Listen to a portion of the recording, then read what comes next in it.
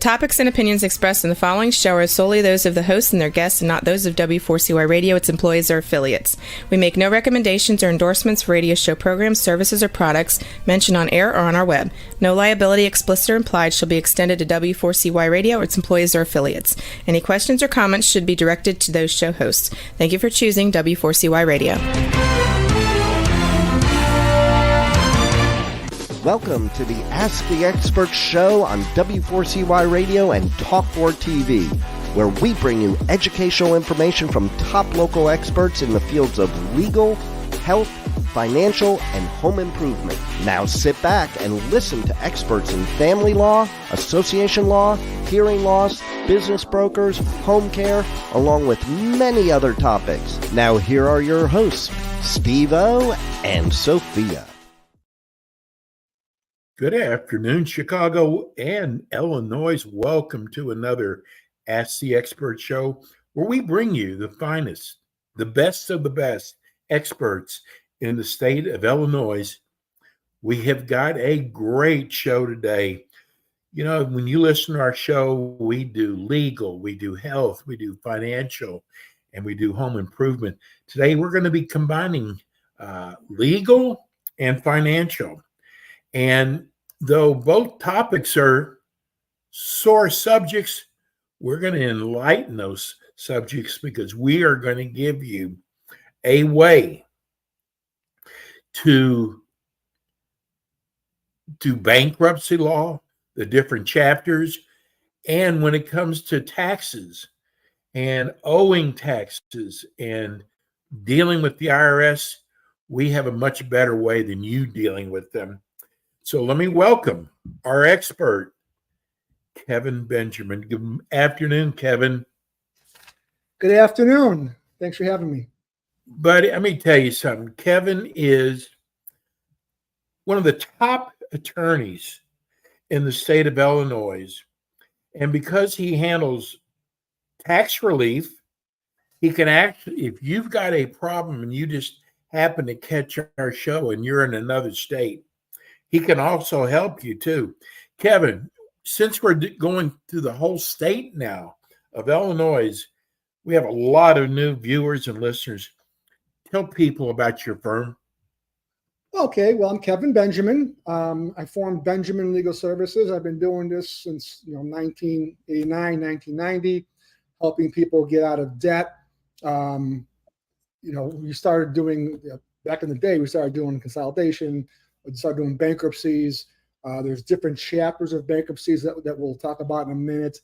And then we started getting into the IRS tax resolution because the tax issues and bankruptcies are more similar than people realize.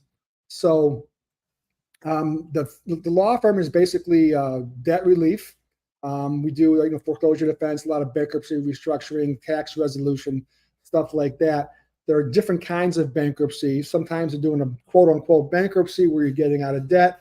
Oftentimes you're restructuring your debt with different kinds of chapters, stopping foreclosure, restructuring loans, stuff like that.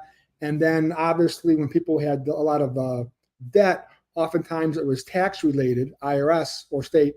And sometimes that could be dischargeable in bankruptcy and sometimes it's not. And when it wasn't, we had a lot of clients who needed help with the IRS resolution after we got them out of debt. And we started doing tax resolution. We've been doing that for a long time as well. And that's basically what we do. Well, I tell you what, we're going to start off with bankruptcy first. Kevin, can you explain, there's different types of bankruptcy chapters. Can you explain the different types and the qualifications for each? Sure. Basically, there is Chapter 7 is when someone says I'm filing bankruptcy, everyone thinks Chapter 7, getting out of debt, a fresh start, so to speak. And you got to qualify for that. They changed the laws in 2005. There's what they call an income and a means test. And there's also what kind of debt do you have, consumer or business. You could be exempt from the means test.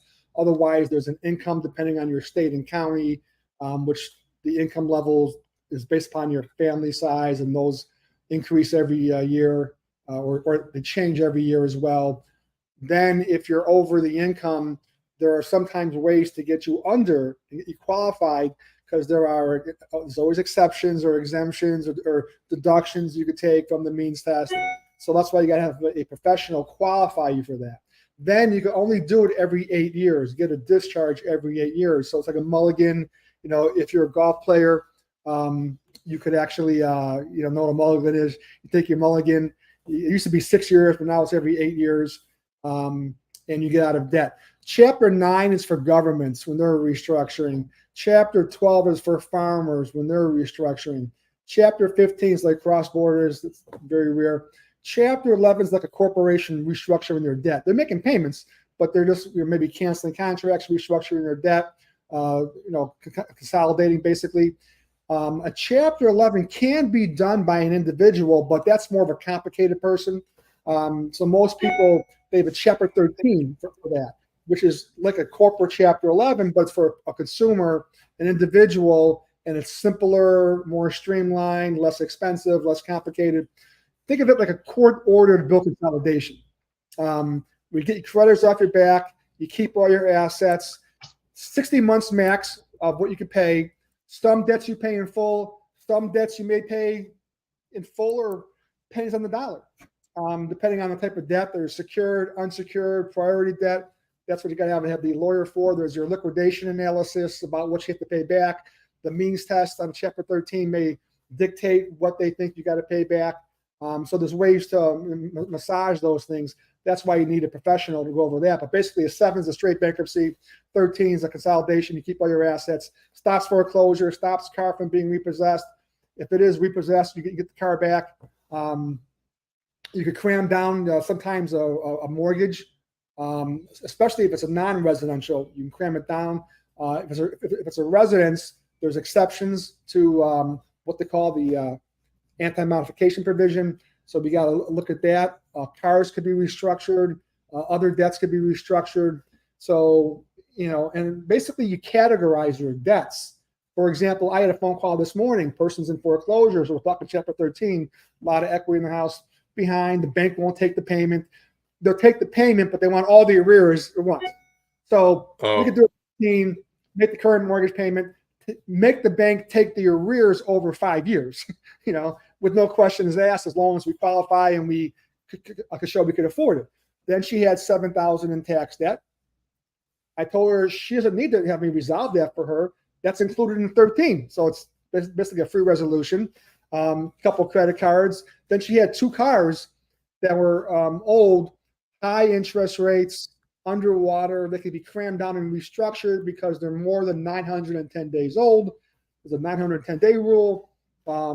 If it's less than 910 days, you can still work on the interest rate, but you maybe can't restructure your payment. But 910 days or more, you can cram it down and do both. So you could pay back some creditors in full, some on pennies on the dollar, restructure your payments. And then she's paying, her 2 car payments were at $1,850, which is crazy. Her mortgage payment was less than that. She's paying more on the cars than she was on the mortgage, and she's behind the mortgage, but she's current on the saying. So I could restructure her and actually get relief from the $1,850 car payment, and then she could use that to pay the mortgage, and she has plenty of cash. She just didn't know it because everyone just sees the bills and what they could do, but they don't know you could restructure and not always pay 100%. So that's basically the. We hear now there's so much talk about student loans. Can student loans be discharged in bankruptcy? Well, the short answer is yes, but it's hard. Okay. So it's federal law bankruptcy, but it's state exemptions and there's different jurisdictions, different rules. So in student loans, like in our district, they have what they call this Brewer test, which is really like antiquated and ridiculous. And based upon this one court decision, you would hardly ever be able to discharge a student loan for hardship because it's ridiculous. So Congress has been working on that. Okay. However, over a year ago, the Department of Justice came out with some mandates to basically soften that up a little bit. So it's not automatic. So technically, no. Student loans are non-dischargeable. Okay. Once upon a time they were, Then I think it was 3 years, then 5 years it could be discharged. Then it was 7 years, I believe, and then it was none because Congress kept changing the laws as the banking lobby, kept lobbying, and then it was they couldn't do it, but you could do private loans. Then the lobby money came for the private loans, and in 2005 they changed that as well. But there are exceptions to that. Okay, so there are ways to get a discharge. In the last year or so, it's even more interesting is because the Department of Justice has guidelines on when not to contest the discharge or not. But I can't really answer that in like 2 minutes. So no, it's not dischargeable by law, except for the exceptions. The old case law that made it difficult, and especially in our jurisdiction, is softening up. And there's kind of a mandate right now to kind of allow it, but it's not automatic. So it's not like, people are probably seeing things online or on TV. Hey, a lot of them are legit, but some are scams. Every case is different, right? So it's possible now, and that may change after the election. So this is a political, right, exactly. So, but the time it's been the best time to do it the last year or so than it's been in years to discharge student loans. So you got to get a consultation. What about married couples? Can just one of the spouses file bankruptcy? Yeah, it's kind of like filing taxes. So you declare, like when you file taxes, you say, are you married or single? And are you filing joint or separate, right? Or head of household or whatever it is. Same thing on bankruptcy. You got to disclose, okay, I'm married. Married filing jointly, we're both filing. Married filing separate. One spouse is filing. The other spouse is the non-filing spouse. So all you got to do is declare it. So the Chapter 7 or Chapter 13 automatic stay or discharge only helps the one filing, or both if they're joint, not the non-filing spouse, but it's still household income and household budget. So let's say you're doing it, like oftentimes in a foreclosure situation, we do a Chapter 13, I don't need both spouses to file. Now I use the income and the budget to show we can afford the payments on household, including the non-filing spouse budget, but that non-filing spouse is not filing, and then only one person's filing. Sometimes they both want to do it. There's different situations. I mean, sometimes people have like a Chapter 7, they're both on all the debts they're trying to wipe out. So yeah, then you want to file a joint. You could only file a joint if you're married. You can't file a joint if you're just living with somebody or boyfriend, girlfriend, something like that. Otherwise, it's just two cases. They try to make it simpler for married couples. But yes, depending on your situation, sometimes you don't need both to file, and one person can't file. So if you're married and your spouse doesn't want to file, that's not a problem at all. Kevin, people are so stressed out, and I think money has a lot to do with it. I think the most incredible thing about retaining you as their attorney is they no longer have to talk to the bill collectors. That's where you step in. And I am telling you that I have a couple friends of mine that 5-6 years ago went through the bill collectors, pounding them and the IRS. And they said once they hired an attorney, it was like the biggest burden was taken off their shoulders. And that's what you do. Yeah, that's really what it is. There's a lot of, people got families and lives and jobs and pressures of jobs, and they're paying bills and their head's spinning. You know what I'm saying? And there's like no relief in sight. And next thing you know, the day's over and they're doing the same things like Groundhog Day. And then they hear a lot of things, or they talk to friends and hear the wrong advice, or they Google the wrong prompts. Yeah. And, they all this, the Google attorneys. Most bankruptcy lawyers like myself offer a free consultation. So, because oftentimes what you think, what a client or a prospect would think is a problem, oftentimes either is not, or it's minor, or I could explain how that could be fixed, because there's bankruptcy planning, bankruptcy exemption planning, and also timing, right? So sometimes, depending on like maybe on the IRS taxes, we'll look at it and say, hey, you can file Chapter 7. You only discharge X amount of taxes right now. This amount is not dischargeable, but if you wait, 2 months, I can discharge the whole thing. So, because sometimes, people say, well, I owe the IRS. Okay, that's true. Maybe it's like today's person, the example was this for 2023. But oftentimes I have people, like I have someone right now, over $1 million over 10 different years, right? Some dischargeable, and then every tax year itself is determined when it can be discharged by itself.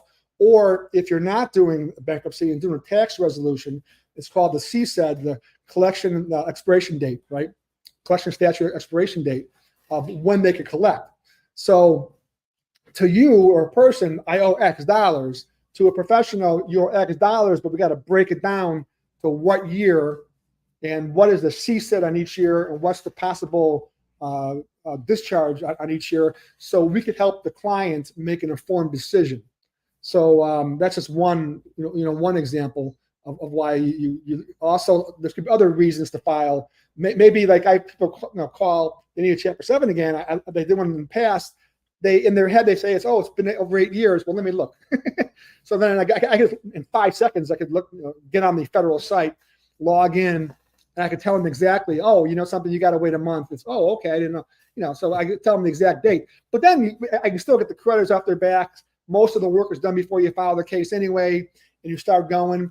Otherwise, let's say they said they're eligible, but I say, actually, you got the year wrong. You're a year away, but they got to file now because they're being garnished. You can file Chapter 13. Then in a year, in my example, when you would have qualified, depending how things go the last year, maybe you're going to convert, And by the way, when you file a Chapter 13 and you have different kind of bills, I use the phrase, it's a court-ordered consolidation to be simple, right? But it's not a consolidation where you pay X dollar, you pay $1,000 a month, there's 10 creditors, everyone gets $100, okay? You prioritize certain debt.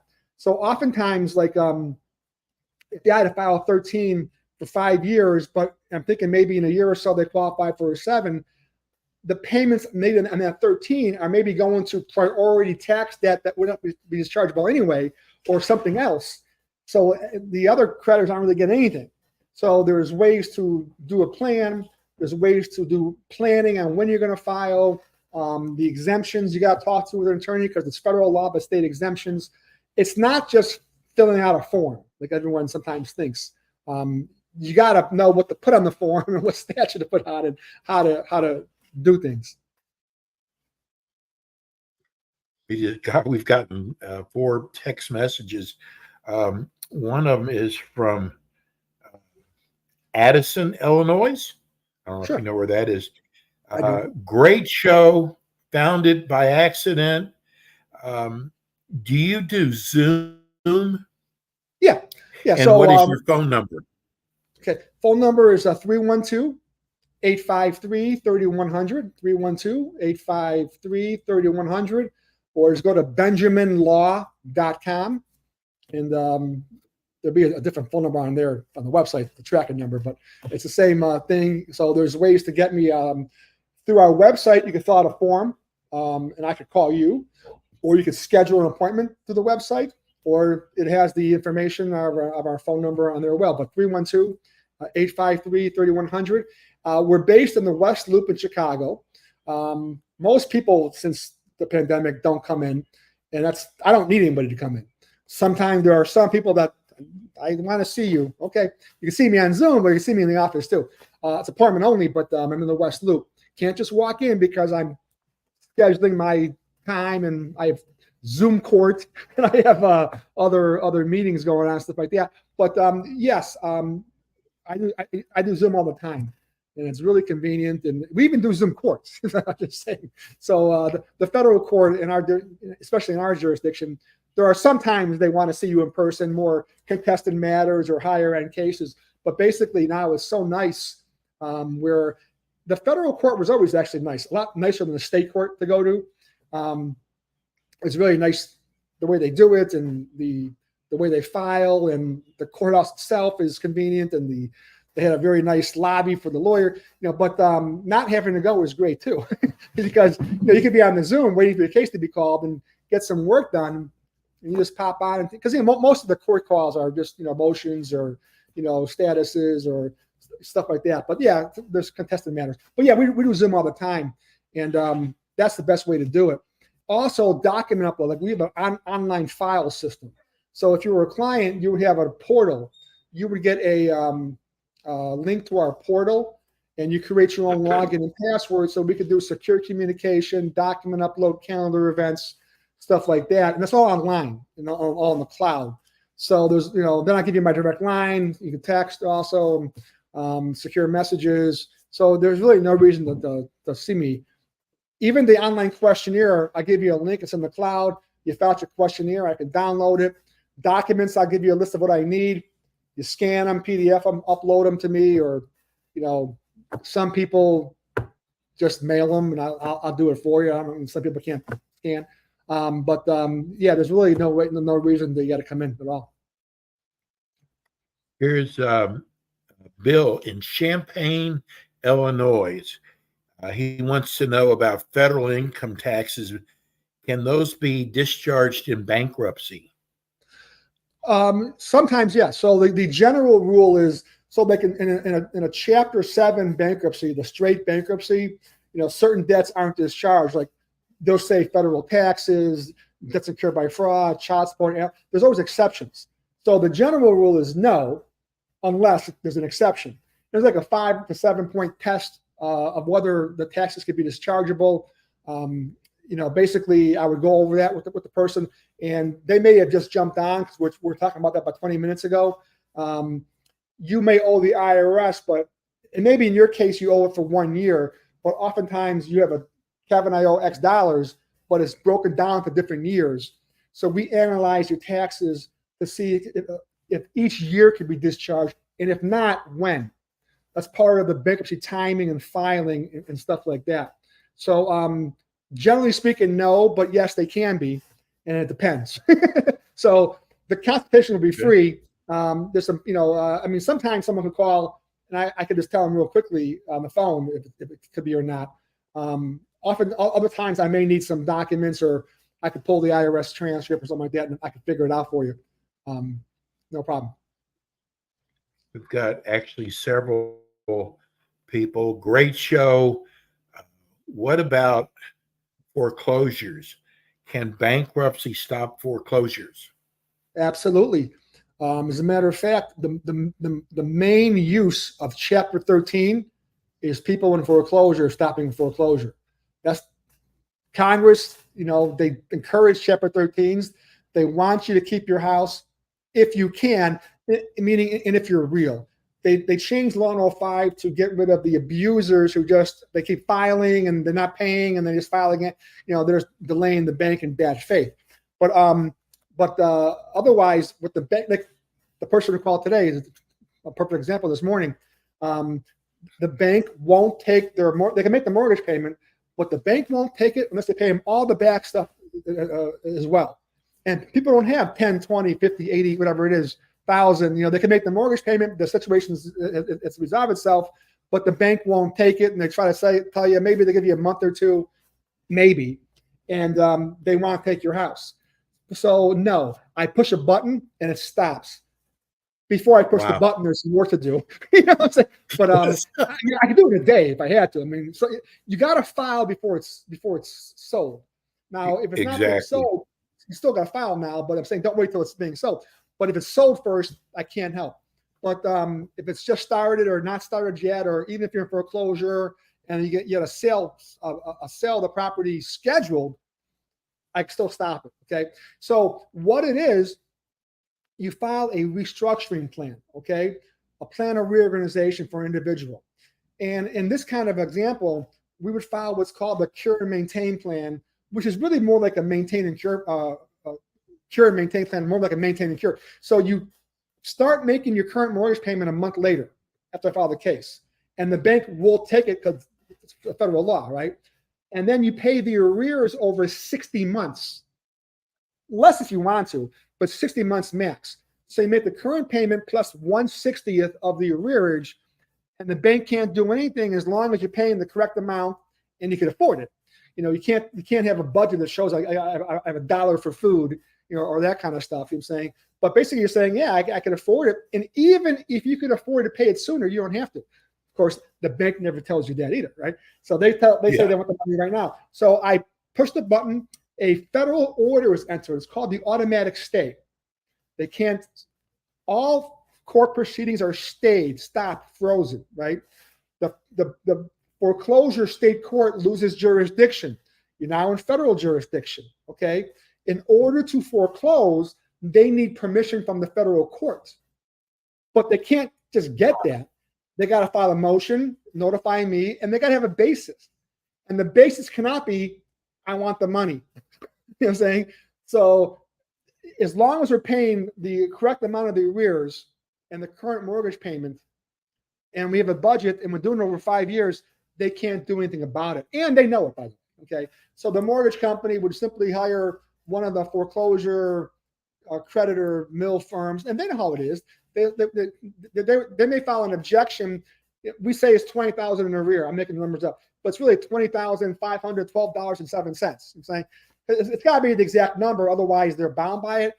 Then you just change. If it's so, in my example, if we were off by that amount, then it's probably correct. We just file a new plan, objection withdrawn. Otherwise, we may object.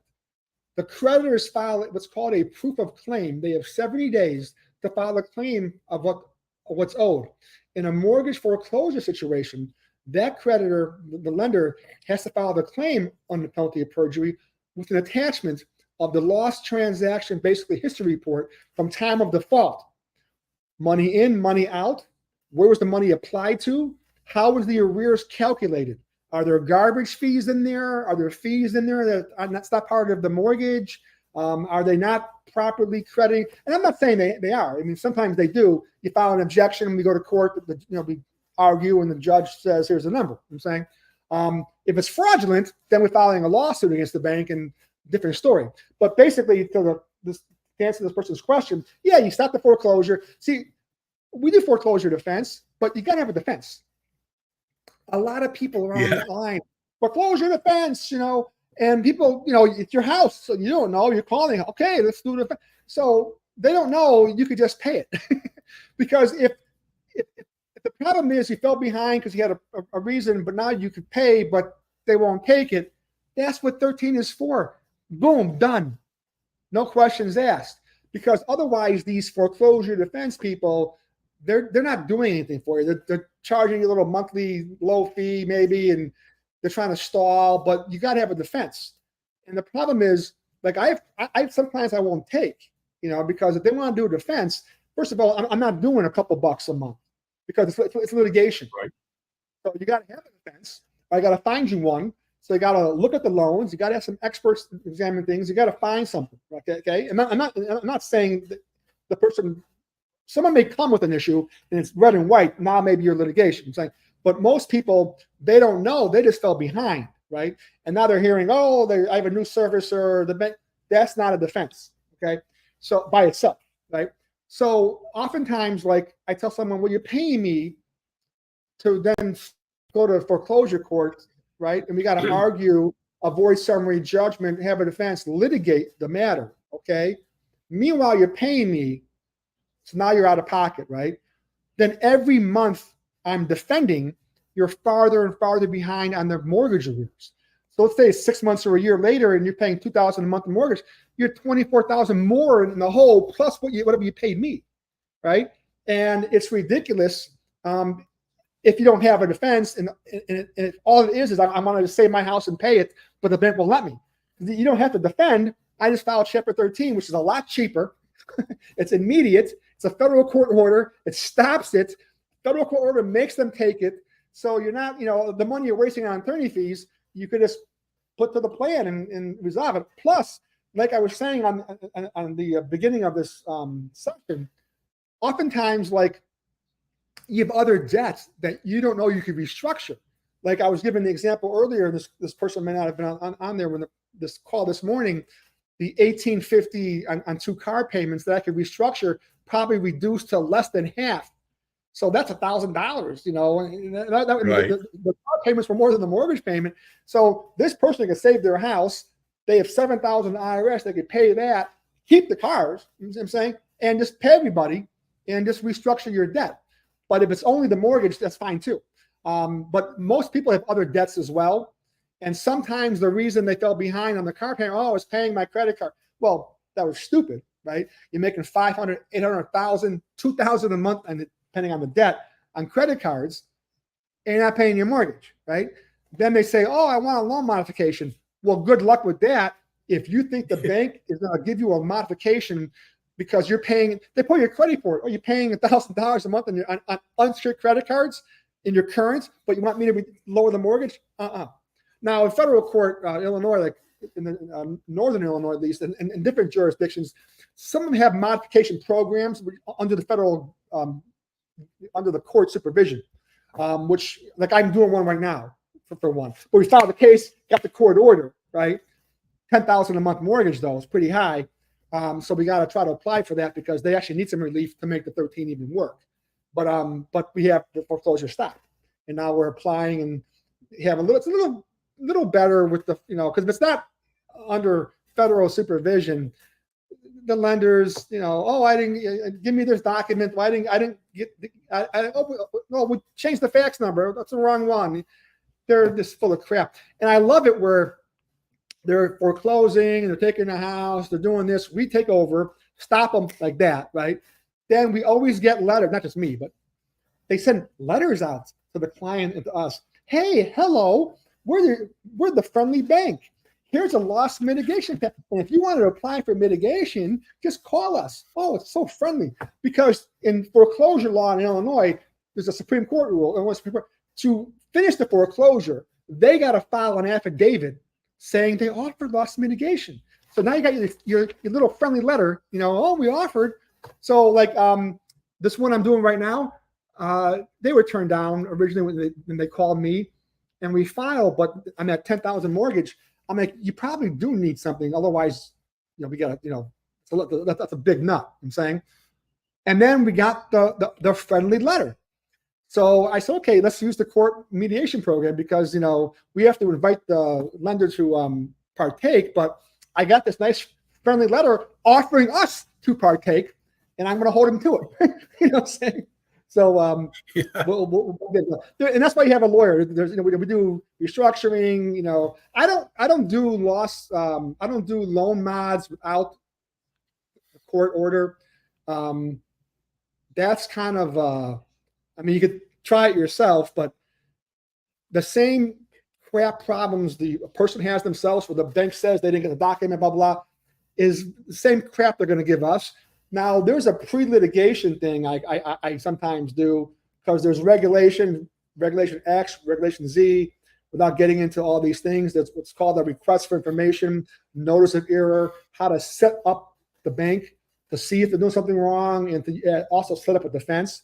But that's not, that's not inexpensive, so you don't always need to do that. Now, in a 13 or an 11, if you're, restructuring it, sometimes we actually throw that in because maybe we are litigating inside the bankruptcy, and we could, why the foreclosure stopped, it's a lot easier to do.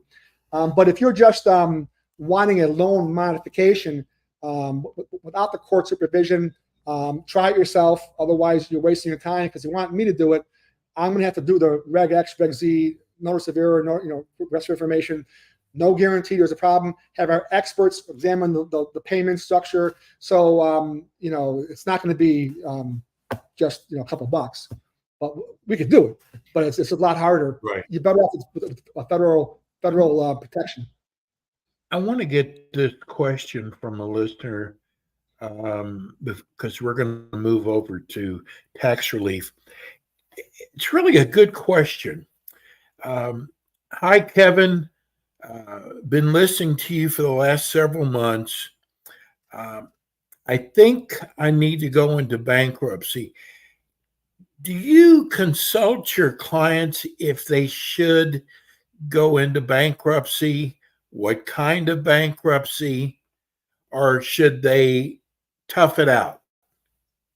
That's a good question. Well, first of all, I don't know what tough it out means. That's ridiculous. You call me, the consultation's free. Okay. And what I do is exactly what this question was asked. What most lawyers should be doing, not, and most of them do, but they're the ones that don't. You call me, I analyze your case for whatever your option or options are. Bankruptcy, non-bankruptcy, different kinds of bankruptcy, timing mechanisms, and then what are the pros and cons of each, what does each cost, and help you make an informed decision, and also talk about timing, okay? We get organized. And I could do that on one Zoom or one phone call. I can get, if you give me some information. I have people call, Right. I need help. Okay, how much you owe? I don't know. No one knows anything. So, Right. I'll tell you what you need to know. I'll tell you what documents I need. I think he wants to know if you analyze it and give him different options. That's exactly what we do. We analyze it for you, okay? Because you're not a lawyer. How would you know, right? So you give me the financials. I don't know what her case is, if it's a foreclosure or someone's garnishing or whatever. So a car issue, tax issue, whatever it is, we'll analyze your case for all kinds of chapters, or maybe even non-BK if you don't need it. Otherwise, what option or options, what kind of cases do you qualify for? And help you make an informed decision. Sometimes you could do a combination, which there really is no such thing. But like a 7's basically getting out of debt. There's exceptions to discharge. 13's a consolidation. But sometimes you could pay some bills in full and some bills nothing, get discharged, or pennies on the dollar. So it's like doing a full 7 on some debts or partial 7 on some debts. So there's no such thing as doing both, but there is. It's still a Chapter 13. It's just a plan that pays certain creditors less than 100%. So in a Chapter 13, you pay some bills in full, sometimes all of them, but sometimes only certain bills in full, and other bills less than in full, pennies on the dollar, or sometimes even zero. If you got a mortgage issue, foreclosure, the arrears that you're behind, the payments you missed, late fees and attorney fees, that's paid back at 0% interest. Your mortgage payments that you start making would be the contractual number, which includes interest, probably taxes and insurance. But the part you're behind is 0% interest. The credit cards are 0% interest. Let's give everybody your phone number and your website before we go into Kevin the IRS Benjamin. relief. Sure. Kevin Benjamin, Benjamin Legal Services, 312-853-3100, 312-853-3100, or go to benjaminlaw.com. Our phone numbers, and there's on the website, you could actually just give me your name and email, and we'll call you, or you can schedule an appointment. But all the information is at benjaminlaw.com. We also do the tax resolution. It's on the benjaminlaw.com site, but we also have a separate company also called Noble Tax Relief, nobletaxrelief.com, which is only tax resolution. Doesn't really matter which one you go to for the tax, because it's still me. I'm still the one going to be doing it. But Noble Tax is not a lot. Noble Tax is just for tax stuff. Benjamin Law does both. But whatever site you're going through, you still get me. Good. Let's go into tax relief. I hear more about this Fresh Start initiative. Can you explain that? Yes, I can. First of all, what you're hearing is basically the people on the radio. Yes. People talking about the national companies doing tax resolution. There's a Fresh Start initiative, and the IRS is going to forgive all your debts.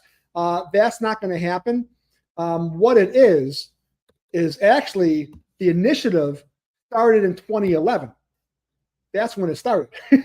So it's been around forever. And all it did really is not new. Yeah. So there's different ways to do things. So there's different programs for tax resolution. IRS offer and compromise, installment agreements, currently non-collectible, penalty abatement.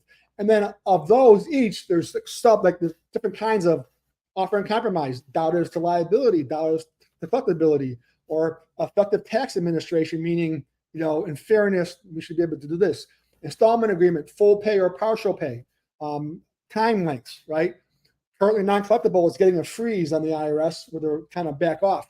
So the Fresh Start initiative in 2011 actually helped, because what it did was the IRS changed like their offer and compromise stuff. Like it's a cash flow. It's an exercise in cash flows. Okay. So what they do, it used to be like looking at how much disposable income, which is negotiable in different formulas that you're looking at over 48 or 60 months. Now it's 12 or 24 months. So there's more people qualify for an offer and compromise. Okay. For an installment agreement, they started the partial pay installments. So you're paying less than, a full installment agreement. So for example, there's different thresholds also, a streamlined installment agreement or non-streamlined. So it used to be like up to 25,000. Streamlined meaning like, no documents needed, just let's get it done, right? With the Fresh Start, now it's $50,000. If you're self-employed and it's not income tax, but it's the payroll tax you had a problem on that you didn't pay, that you took, then it's $25,000, which they didn't have, before. Also, the Fresh Start initiative on getting liens. Like it used to be, if you owe $5,000 or more, they could put a lien on you. Now it's $10,000 since 2011, right? Also, getting a lien released or a levy stopped or stopped. They made it better for the person. So the Fresh Start initiative was ways to help get you, more people qualify for offer and compromise and stuff. But not everyone qualifies. I mean, there's not really an income limit, but like, you're talking about $50,000 or less for the Fresh Start. That's just for a streamline, though. I'm saying. So the Fresh Start initiative, does it exist? Yes. Is it new? No. So you got to be careful on the airways when people are going to call me now. IRS, this came out yesterday. You don't got to pay your taxes anymore, and you're going to be forgiven. That's just a con job. It's been around for forever, and all it is basically is tax resolution. They made better streamlined amounts for you, better, higher thresholds before they could lien you. So it's better for you, but it's nothing like that's going to really help you, because if you owe like a lot of money still, you may not qualify for the streamline, which is fine. It doesn't make a difference. I'm saying that's why you have a tax professional. So let's get it done, right? So, people don't know. Everyone calls for offer and compromise. Not everyone qualifies, right? And there's different kinds of offer and compromises too. So we take the same approach. Very misleading. Yeah, we take the same approach with the tax as we do with the bankruptcy. We analyze you for all possible resolutions, offer and compromise, which kind, installment agreements, which kind, and see what you qualify for, because you may qualify for more than one. And then as your professional, we decide together, hey, you know something? Which one should we go with? Because I have to give you a recommendation that says, hey, I don't know, you may qualify for both, but even if you have an offer and compromise you qualify for, the government looks at both as well, right? So the government says you owe $100,000, you're doing an offer for $10,000, but you can do an installment agreement for $40,000, right? Well, 40 is 4 times 10. They may say, no, you don't qualify because you can pay me back 40, right? On the other hand, sometimes you could have a lower offer and compromise figure and a higher installment agreement figure, depending on how the discrepancy and your situation on collectability, where they may say, well, we may get more in an installment agreement, but not enough to risk losing the offer deal, because maybe the person is elderly or very old. Maybe they won't be paying the whole time. There's other effects, or maybe it's the amount that's not so much great, where if you wait, 72 months on an installment agreement, for example, and things could happen. Maybe they stop paying, right? Where a bird in the hand, getting the offering compromise is better. But it's only if it's a certain amount better. Otherwise, they will wait the time. But that's why we'll analyze that for you and give you our opinion. Plus, as you move along, things change. Some people are self-employed or not.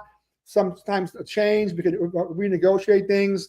What assets are exempt, or valuations on what can be liquidated if on the formula. Not that you're selling anything, but the IRS looks at what could I collect.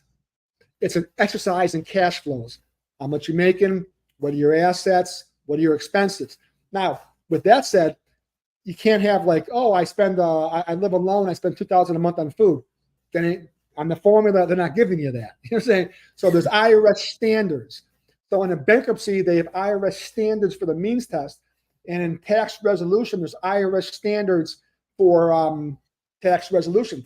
Those numbers actually differ a little bit. But the point is, there's a formula on an amount they give you as we determine your cash flow, whether it's a bankruptcy means test or a IRS resolution on cash flow, right? Then it's a negotiation. The IRS says this is the number. We say this is the number. They say it's worth this. We say it's worth that. I'm saying, can an asset really be liquidated, or is it really worth anything? Should it really be included? And that's where we have the tax professional to not just plug numbers in, but to support it and be able to do things. Plus, exactly. Also it depends on, are you in the automatic collection system, ACS, or do you have a revenue officer or agent assigned, right? How much do you owe? Are you self-employed? Are there other assets? So it depends where you are. Then you got to say, what about, just because the IRS says no doesn't mean it's no. It's the same thing as being a lawyer, right? It's called an appeal. You know what I'm saying? So there's different kinds of appeals and different deadlines. And there's also other appeals after that, if it came to it. Not everyone needs that, for the U.S. tax court. And I've been a member of the U.S. tax court since like 1990, right? So not everyone has to go there, but even you got to be an attorney to be in the tax court. There is an exception sometimes where a CPA or an EA could get admitted, but they have to do a lot of stuff to do it. So with us, or through me, I mean, basically, we bankruptcy or tax resolution, it's a cash flow analysis, liquidation analysis, IRS standards negotiation, analyzing collection statute expiration date on a tax resolution for each tax year. When does it expire? Because then we got 10 years to collect. If we're doing something, that's part of the negotiation on a partial pay installment agreement or a regular installment agreement. How much can they get before the expiration of a deadline? That's part of the formula too. So I have people that call me up. Hey, they did their own installment agreement. They didn't know partial pay. They didn't know this. They didn't even know offer and compromise because the IRS didn't tell me. I was on their website. Well, they're not your friend, right? That's why you hire someone out and say, you're saving some legal fees, but you're paying back $100,000 more than you had to, or something, or you can't even do it. Hey, Kevin, we've only got a minute left. Give everybody your phone number and your website again. Kevin Benjamin, 312-853-3100. You can find me at benjaminlaw.com or nobletaxrelief.com. Either one will get me. Check out the web pages. You could ask for help on the web page and give me your name and email and phone number, and we'll contact you, or you could set up an appointment. No problem. Beautiful. Hey, and Kevin will be back with us again next month with more Ask the Experts. Thanks, Kevin. Great job. Thank you. Take care. Bye-bye. That's attorney Kevin Benjamin. That'll do it for us today. Join us again next week for more Ask the Experts.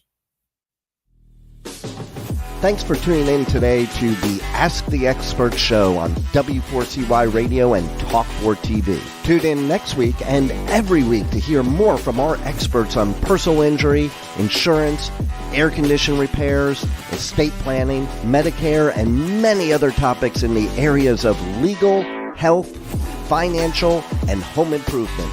See you next week.